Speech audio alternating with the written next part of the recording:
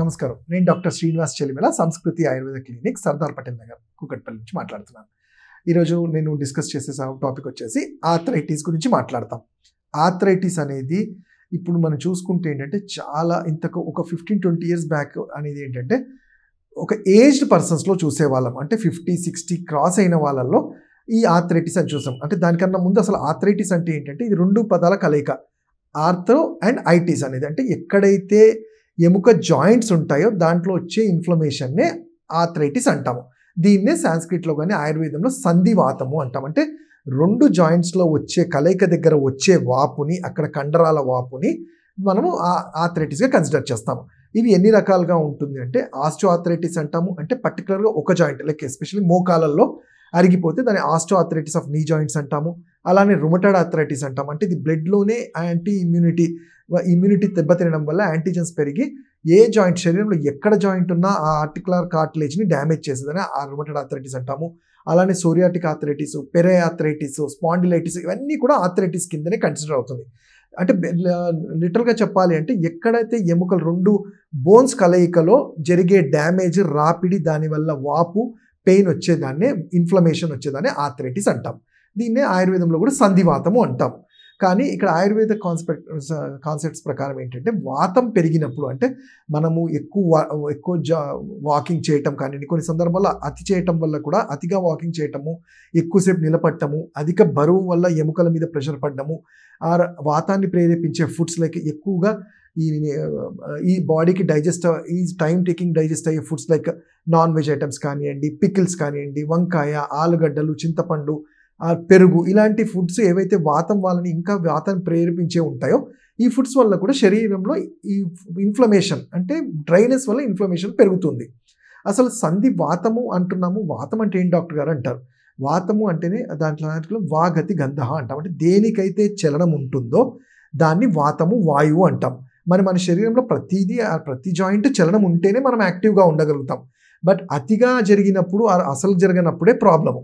ఇప్పుడు అతిగా అన్నప్పుడు ఏంటంటే ఈ జాయింట్స్లో ఈ వాతం పెరిగిపోవటం వల్ల కొన్ని సందర్భాలు చూడండి, మన ఈ గాలి అనేది ఉధృతంగా వస్తే తుఫాన్ అంటాం. తుఫాన్ వచ్చి డ్యామేజ్ చేసిపోతుంది. పక్షాఘాతం కూడా అంటాం అలానే. సో ఈ వాతం వల్ల ఈ జాయింట్స్లలో జరగాల్సిన పోషణ జరగకుండా అక్కడ ఉండాల్సిన, అసలు జరిగేది ఏంటి, ఎముకలు 2 రాపిడి వల్ల లోపల ఉండాల్సిన జెల్ టైప్ లాంటిది, మీడియంగా ఉండే కార్టిలేజ్, చిన్న పేపర్ లాంటిది రోజు రాసుకుపోవటం వల్ల 2 ఎముకలు ఒకటికొకటి రాసుకోవడము, దానివల్ల పక్కనుండే కండరాలు, నరాలు, లిగమెంట్స్ అన్నీ దెబ్బతిని నడవలేని స్థితికి వెళ్తుంటారు. దీన్నే మనం ఆస్టియో ఆర్థరైటిస్ ఆఫ్ నీస్ అంటాం.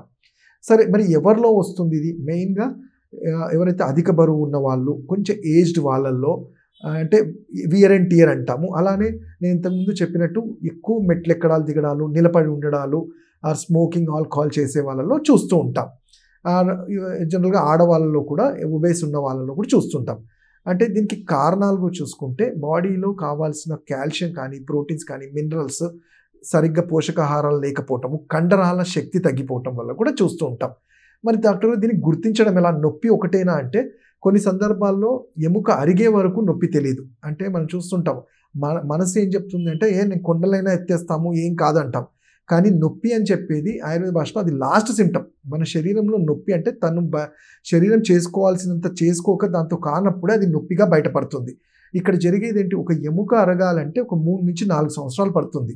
బట్ మనం చూసేది ఏంటంటే పేషెంట్స్ అరిగిపోయిన తర్వాత ఎక్స్రేలు, ఎంఆర్ఐ తీసుకొని వచ్చిన తర్వాత అరిగాయంటే అది ఒక 2-3 సంవత్సరాల నుంచి అరుగుతూ ఈ కండిషన్కి వచ్చింది. అప్పుడు కూడా ఏదో పెయిన్కో ట్యాబ్లెట్ ఇచ్చేసో లేకపోతే ఇంకోటి ఏదో మజిల్ రిలాక్సెంట్ ఇస్తే సరిపోదు. ఇక్కడ జరగాల్సిన డ్యామేజ్ జరిగింది కాబట్టి ఆయుర్వేదం ఏం థింక్ చేస్తుంది, ఎక్కడి నుంచి స్టార్ట్ అయింది అంటే రస, రక్త, మాంస, మేద, అస్థికలు అంటే సాంస్క్రిట్లో బోన్స్. 5th స్టేజ్లో అంటే lymphatic system, circulatory system, blood muscle system, nerve system దెబ్బతిన్న తర్వాతనే బోన్ వరకు వచ్చింది. కాబట్టి ఇవన్నీ సరి చేసుకుంటూ వస్తేనే ఎముకలు అనేది మళ్ళీ నార్మల్గా ఉండే ఛాన్స్ ఉంటుంది. అయితే చాలా మటుకు ఎముక డీజనరేషన్ అయింది, రీజనరేట్ అవ్వడం అనేది ఇంపాసిబుల్ ఒక ఏజ్ తర్వాత, అది 50 ఇయర్స్ తర్వాత. మరి దీన్ని ఎలా కట్టడి చేస్తాము డాక్టర్ గారు? మరి దీనికి ఆపరేషన్ ఒకటైనా పరిష్కారం అంటే, నిజంగా ఆపరేషన్ చేయాల్సి వస్తే ఎవరైనా, ఏ డాక్టర్ అయినా కానీ మా దాంట్లో కూడా ఉంటుంది, ఆయుర్వేదం కూడా శల్య చికిత్స వల్ల దాన్ని కరెక్ట్ చేస్తాం. కానీ ప్రతి అరిగిన జాయింట్స్కి అది సర్జరీ వరకు తీసుకెళ్ళి సర్జరీ చేయడం అనేది పాయింట్ కాదు. ఇక్కడ మనం ఎప్పుడైతే తొందరగా గుర్తిస్తామో, ఎర్లీ స్టేజ్లో గుర్తిస్తామో, దాన్ని కట్టడి చేయడానికి వాతాన్ని కట్టడి చేయాలి. అలానే అరుగుతున్న వాటిని ఇంకా ఫర్దర్గా డిటోరియేట్ అవ్వకుండా ఆపడానికి ఆయుర్వేదంలో చాలా చక్కటి ఔషధాలు చెప్పబడ్డాయి.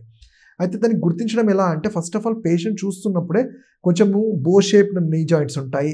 నడుస్తున్నప్పుడు కూడా కొంచెం కుట్టినట్టు ఉండడము, ఎప్పుడైతే నేకడైతే చూస్తామో వాపు ఉండడము, ముట్టగానే టెండర్నెస్ అంటారు, కొంచెం కాలు పైకి లేపగానే క్రిపిటస్ అంటాం, అంటే మనం వింట సౌండ్స్ లాంటివి రావటము, ఇవన్నీ కాస్త దూరం నడవగానే రోజు చేసే రెగ్యులర్ యాక్టివిటీస్ కూడా నొప్పి అనడము, ఇవి చూస్తూ ఉంటాం.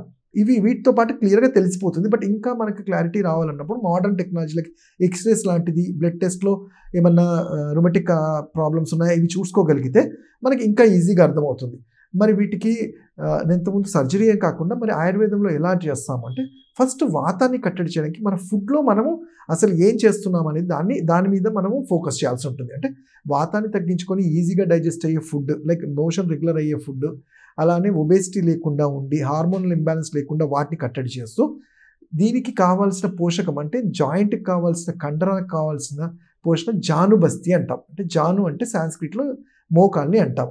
దీన్ని పిండి లాంటిది పెట్టి కొన్ని ఆయిల్స్ని ధారలాగా వేయటం వల్ల కండరాలకు కావాల్సినంత ఆక్సిజనేషన్ జరిగి సో ఫర్దర్గా ఎముక మీద ప్రెషర్ తగ్గుతుంది.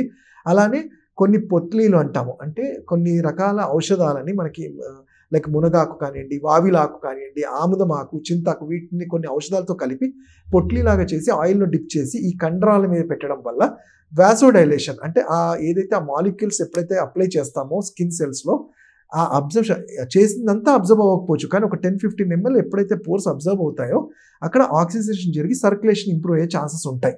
అలానే లోపల తీసుకునే ఔషధాలు కూడా చాలా ఇంపార్టెంట్ ఉంటుంది. లైక్ లాక్షాది గుగ్గులు అని కానివ్వండి, రాస్నా సప్తకం అని కానీ జాయింట్స్లో వచ్చే డీజనరేషన్ని, అలానే ఆవు నెయ్యి అనేది మనము ఈ వాతం సంబంధించి ఎలా తెలుసుకోవాలి అన్నప్పుడు, ఎప్పుడైతే మీరు చేసే యాక్టివిటీస్లో ఇబ్బంది ఉందో ఆయుర్వేద డాక్టర్ని కలిసినప్పుడు మేము మీ నాడిని చూసి మీరు వాత ప్రకృతి వాళ్ళు మీకు ఈ అరిగే ఛాన్సెస్ ఉంటాయని ఒక చూచాయిగా, ఒక ప్రికాషనరీగా తెలిసినప్పుడు ఆ డైట్ కూడా మేము సజెస్ట్ చేస్తాము. ఆ డైట్లో ఏంటి అంటే ఆవు నెయ్యి అనేది వాతం వాళ్ళకి చాలా శ్రేష్టం.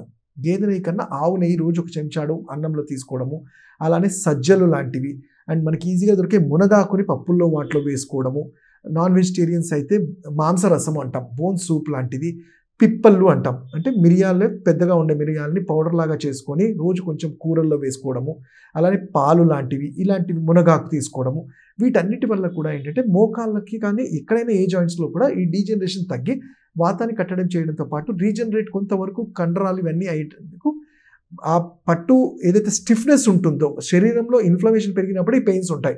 సో ఆ ఇన్ఫ్లమేషన్ తగ్గడానికి ఇవన్నీ హెల్ప్ అవుతాయి. ఇవన్నీ కానప్పుడే ఆయుర్వేదిక్ పంచకర్మ ట్రీట్మెంట్స్ లైక్ జానుబస్తి అని కానివ్వండి, ధార అని కానివ్వండి, మాత్రాబస్తి అని కానీ ఇలాంటివి మీ ప్రకృతిని బట్టి, మీ సివియారిటీని బట్టి మంచిగా ఆ ట్రీట్మెంట్ స్పెసిఫిక్గా చేసుకోగలిగితే ఎంత పెద్ద వ్యాధి అయినా అది మనం చాలా మెయింటైన్ చేసుకుంటూ, మెయింటైన్ అంటే ఇక్కడ ఏంటంటే మీరు ఉరకడం ఇంపార్టెంట్ కాదు, నిలబడి మీ పనులు మీరు చేసుకోవడానికి ఎటువంటి ఇబ్బందులు లేకుండా, చాలా కాంప్లికేటెడ్ సైడ్ ఎఫెక్ట్స్ ఉన్న మెడిసిన్స్ లేకుండా మనం మెయింటైన్ చేయడానికి హెల్ప్ అవుతుంది. లైఫ్ని నార్మల్గా లీడ్ చేసుకోవడానికి హెల్ప్ అవుతుంది. ఇంకా వీటి గురించి మీరు పర్సనల్గా తెలుసుకోవాలంటే నా క్లినిక్స్ అదర్ JNTUలో కానివ్వండి, లేకపోతే నాగోలో కానీ కలవచ్చు. నా నంబర్ వచ్చి 7658909501.